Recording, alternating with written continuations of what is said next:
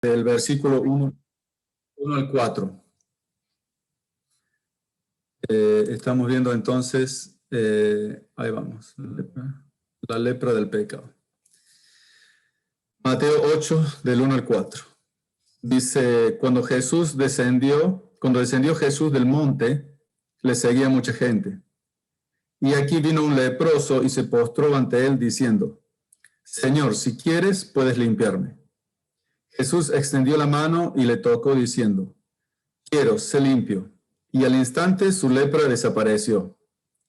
Entonces Jesús le dijo, mira, no lo digas a nadie. Si no ve, muéstrate al sacerdote y presenta la ofrenda que ordenó Moisés para testimonio a ellos.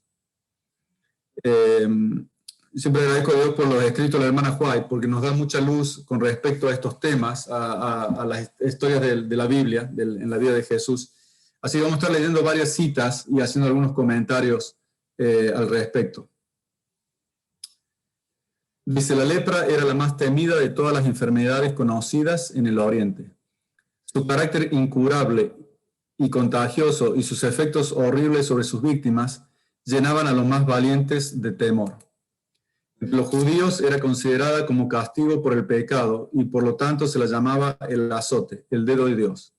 Profundamente arraigada, imposible de borrar, mortífera, era considerada como un símbolo del pecado. La ley ritual declaraba inmundo al leproso, como si estuviese ya muerto, era despedido de las habitaciones de los hombres. Cualquier cosa que tocase quedaba inmunda y su aliento contaminaba el aire.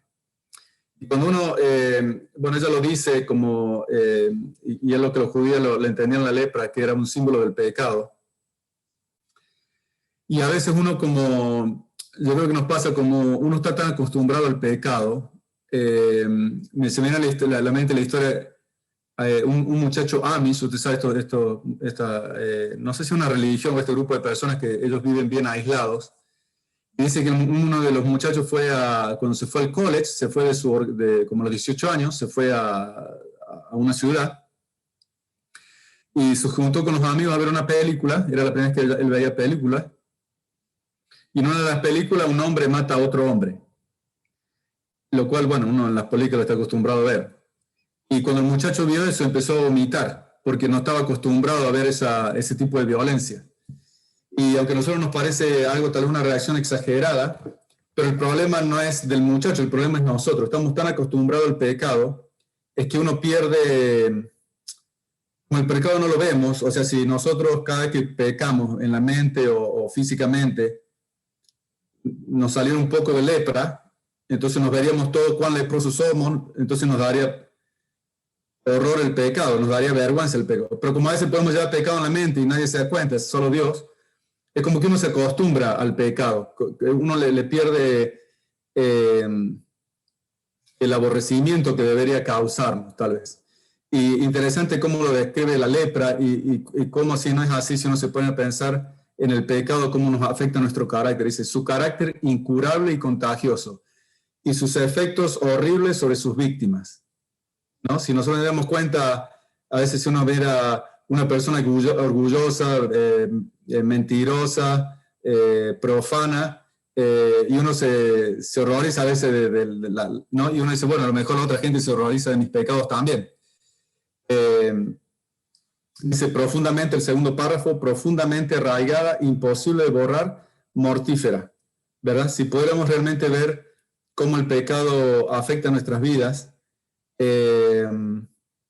oraríamos con más fervor para que el Señor lo quite. Yo creo que no vemos la maldad del pecado, por eso es que a veces todavía jugamos con el pecado. No vemos cuán horrible es a la vista de Dios y tal vez a la vista de otras personas nuestro pecado. Ella sigue diciendo, el leproso fue guiado al Salvador. Jesús estaba enseñando a orillas del lago y la gente se había congregado en derredor de él. De pie, a lo lejos, el leproso alcanzó a oír algunas palabras de los labios del Salvador. Le vio poner sus manos sobre los enfermos, vio a los cojos, los ciegos, los paralíticos y los que estaban muriendo de diversas enfermedades levantarse sanos, alabando a Dios por su liberación. La fe se fortaleció en su corazón. Se acercó más y más a la muchedumbre. Las restricciones que le eran impuestas, la seguridad de la gente y el temor con que todos le miraban, todo fue olvidado. Pensaba tan solo en la bendita esperanza de la curación. Presentaba un espectáculo repugnante. La enfermedad había hecho estragos. Su cuerpo decadente ofrecía un aspecto horrible. Al verlo, la gente retrocedía con terror. Nuevamente, acá nos muestra, si yo pudiera ver los pecados de ustedes en sus mentes, y si ustedes pudieran ver los míos, tal vez nosotros también retrocederíamos en terror, ¿verdad? De uno de los otros, ¿verdad? Y lo interesante es lo que dice la primera frase, dice, el leproso fue guiado al Salvador. Lo bueno es que Dios, cuando nosotros pecamos, cuando vemos conscientes de nuestros pecados, nos sentimos, al igual que Adán, corremos de la presencia de Dios, pero Dios no se horroriza a nuestros pecados, ¿no? Que Él dice que Él vino a salvar a los pecadores. Y yo creo que una vez que uno entiende eso, nos lleva a poder a buscar a Dios, no tratar nosotros de limpiar el pecado de nuestras vidas, pues no podemos, sino buscar su ayuda y su perdón y su amor, ¿verdad? Porque dice que así como la lepra era mortífera, incurable, nosotros tampoco no podemos curarnos de la lepra del pecado. Sigue diciendo, algunos trataban de evitar que se acercara a Jesús, pero en vano. Él ni los veía ni los oía. No percibía tampoco sus expresiones de horror. Veía tan solo al Hijo de Dios. Oía únicamente la voz que infundía vida a los moribundos. Acercándose con esfuerzo, Jesús se echó a sus pies clamando, Señor, si quieres, puedes limpiarme. Jesús replicó, quiero, sé limpio, y puso la mano sobre él.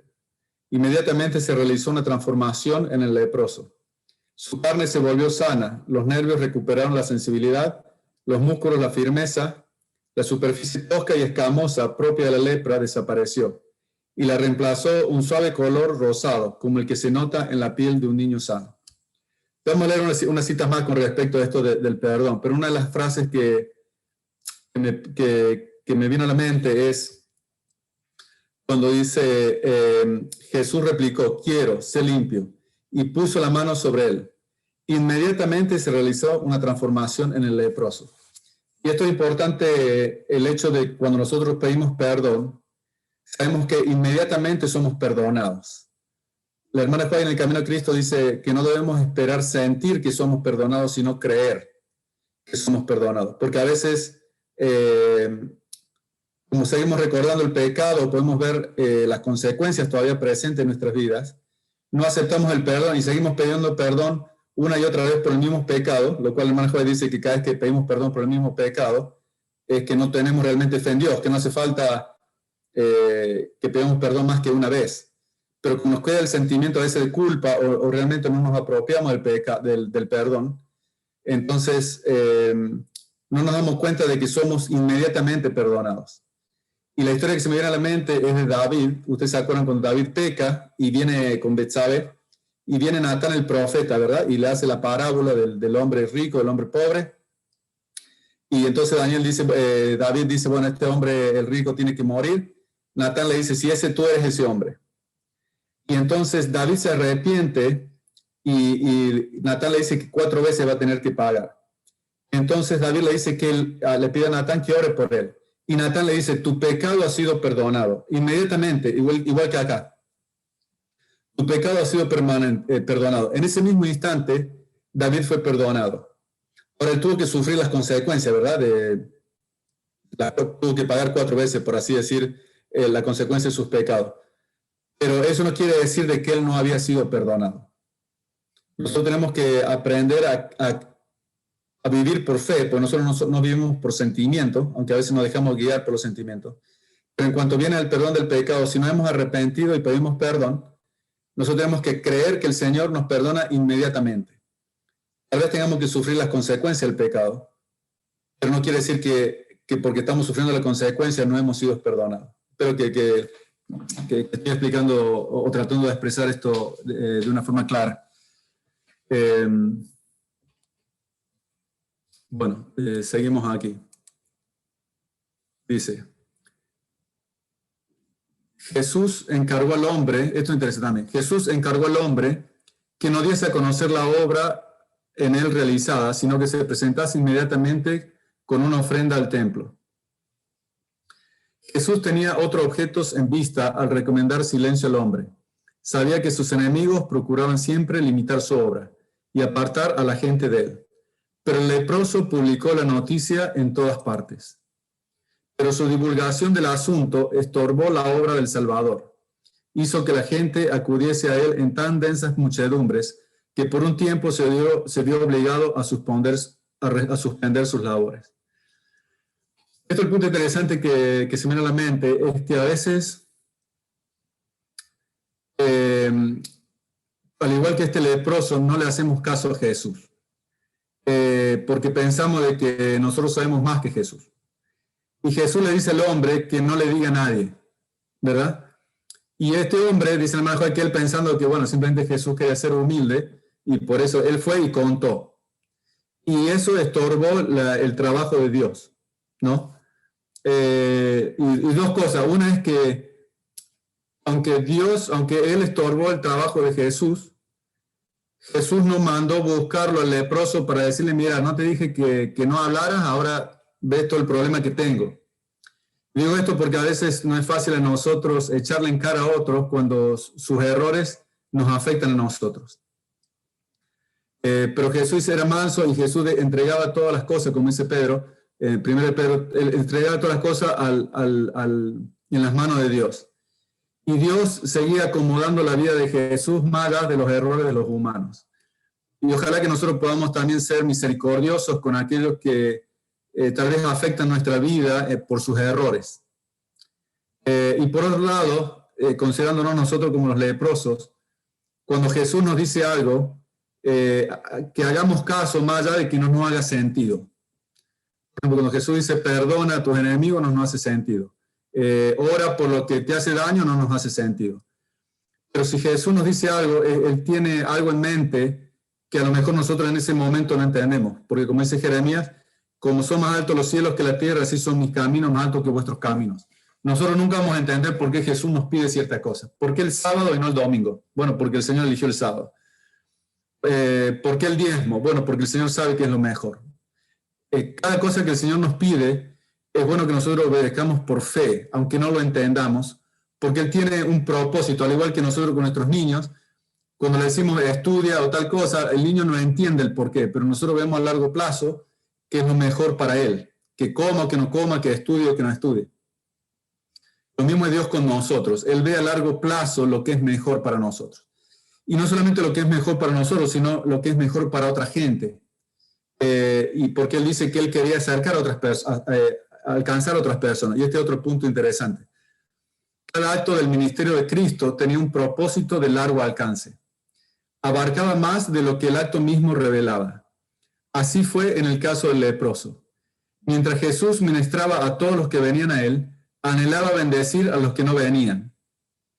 Y esto es muy interesante. Esto se me vino a la mente, si me permite el ejemplo, con el trabajo de las que estamos tratando de hacer en Bangladesh, de rescatar a las chicas de las prostitutas.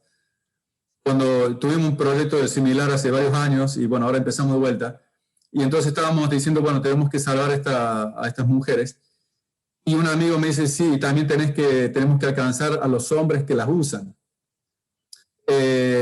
Y cuando uno piensa en estas mujeres, o cuando uno va ahí y ve los hombres que van y demás, uno siente lástima por las mujeres, pero uno siente rechazo por los hombres.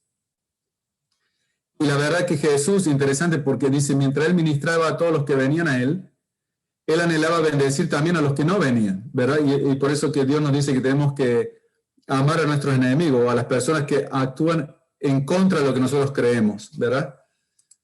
Dice, mientras atraía a los publicanos, los paganos y los samaritanos, anhelaba alcanzar a los sacerdotes y maestros que estaban trabados por el prejuicio y la tradición. Interesante porque estos publicanos, los paganos, ellos lo rechazaban a Jesús, le hacían la vida difícil. Sin embargo, Él no los odiaba ni les tenía bronca. Lo que Él quería era alcanzarlos también. Y yo creo que esta es otra lección para nosotros, de aquellas personas que hacen las cosas distintas a nosotros. Lo primero que uno quiere es rechazarlas. O bueno, ya te dije una vez y si no haces caso, te cae un rayo, ya es problema tuyo. Pero Jesús no quiere eso. Interesante cómo Jesús, aunque esta gente lo molestaba y dificultaba su ministerio, Jesús todavía siempre en the back of his mind, siempre en su mente le estaba pensando, ¿cómo puedo hacer para alcanzar a estos que me están rechazando? Dice, no dejó sin probar medio alguno por el cual pudiesen ser alcanzados. Al enviar a los sacerdotes, el leproso que había sanado daba a los primeros un testimonio que estaban destinados a desarmar sus prejuicios. De vuelta, él sanó al leproso, pero en todo lo que hacía Jesús quería también ayudarlos a la gente que le estaba causando problemas. La obra de Cristo al purificar al leproso de su terrible enfermedad es una ilustración de su obra de limpiar el alma del pecado. El hombre que se presentó, disculpe un segundo, necesito contestar un mensaje, me disculpo un segundo. Me disculpo, gracias. Dice, la obra de Cristo al purificar al leproso de su terrible enfermedad es una ilustración de su obra de limpiar el alma de pecado. El hombre que se presentó a Jesús estaba lleno de lepra. Nosotros podemos también estar lleno de pecado. El mortífero veneno impregnaba todo su cuerpo. Desde la planta del pie hasta la cabeza no hay en él cosa ilesa, sino herida, hinchazón y podrida llaga. Eso, ¿verdad? Dice Isaías. Esta es la descripción nuestra, más de que a veces nosotros queremos poner una cara linda cuando vamos a la iglesia y demás, pero sin Jesús así es como nuestra condición.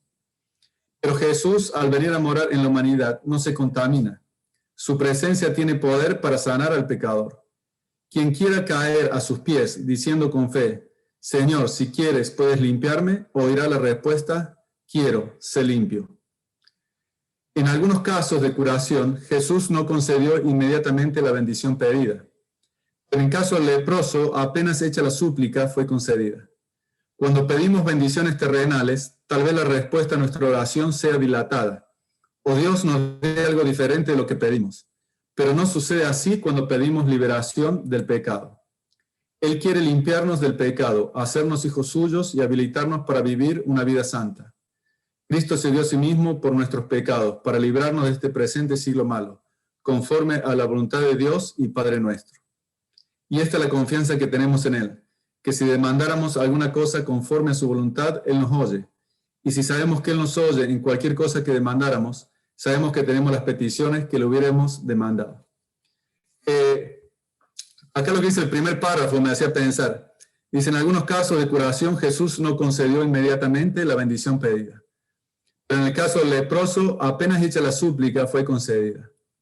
Cuando pedimos bendiciones terrenales, tal vez la respuesta a nuestra oración sea dilatada, o Dios nos dé algo diferente de lo que pedimos, pero no sucede así cuando pedimos liberación del pecado. Y yo estaba pensando en mis oraciones, ¿no? Porque acá dice que, y todos sabemos, todos hemos orado o seguimos orando por cosas y el Señor no nos contesta como queremos, y uno insiste, ¿verdad? Y yo digo, ¿será que oramos con tanto fervor para que Dios nos quite el pecado? Si yo analizo mis oraciones y ustedes analizan las suyas, ¿cuál es, digamos, el último mes? ¿Cuál ha sido lo que usted y lo que yo más hemos pedido? Hemos pedido con todo fervor y repetidamente limpieza del pecado, corazón nuevo, el Espíritu Santo. ¿O hemos pedido algo personal o para nosotros, para nuestra familia, salud? Una compañera, un compañero, un trabajo, curación.